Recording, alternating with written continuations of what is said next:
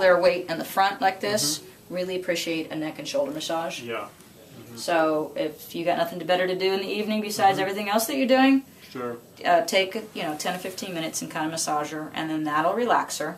And you can massage the legs back. There you go. You can massage the legs back in here too. Just nice, slow. Slow is better than fast.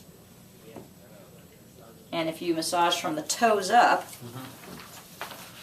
what this does is because she doesn't have very good flow, because she's not walking, this pushes all the yuck that's in there up to the lymph node that's located here. And you just roll all the way up. Okay. And then if she's particularly stiff, which she's not, it's always a nice idea to warm pack the joints before you're going to do the range of motion.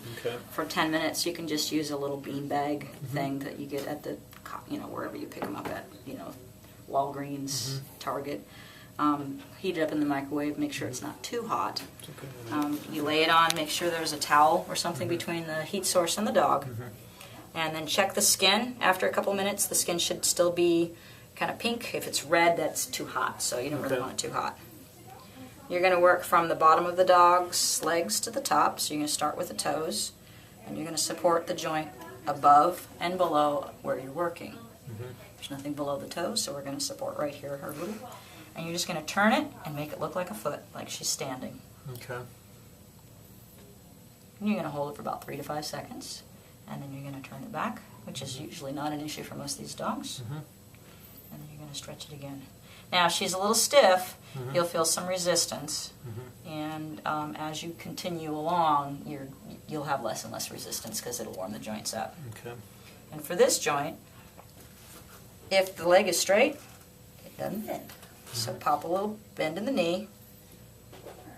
And this one you can overstretch, so don't press this one too far. When you feel it start to resist, stop. Okay. And then back out again. And again, the same rule. Nice and slow, and hold for about 3 to 5 seconds. And for the knee, I'm going to support the little joint here. And I generally rest my hand on the hip, so I make sure I'm not popping the hip in or out. And just tuck it in to make it look like a little leg.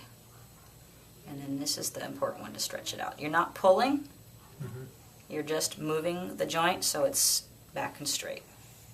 Is that okay? Good girl.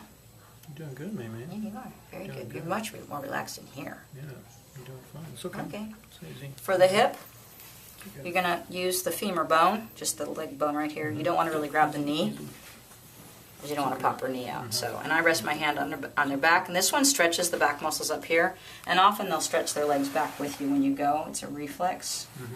So if you see that, don't worry about it. Just hold it for 3 to 5. This actually kind of stretches out the back muscles, and it's very relaxing. And then just tuck it up.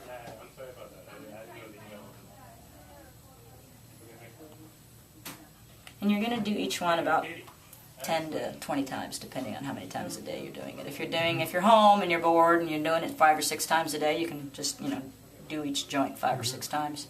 If you're doing it twice a day, do it 10 to 20 times, each one. Each one of those? Yeah, each one of the joints. So 10, 10, 10, and 10.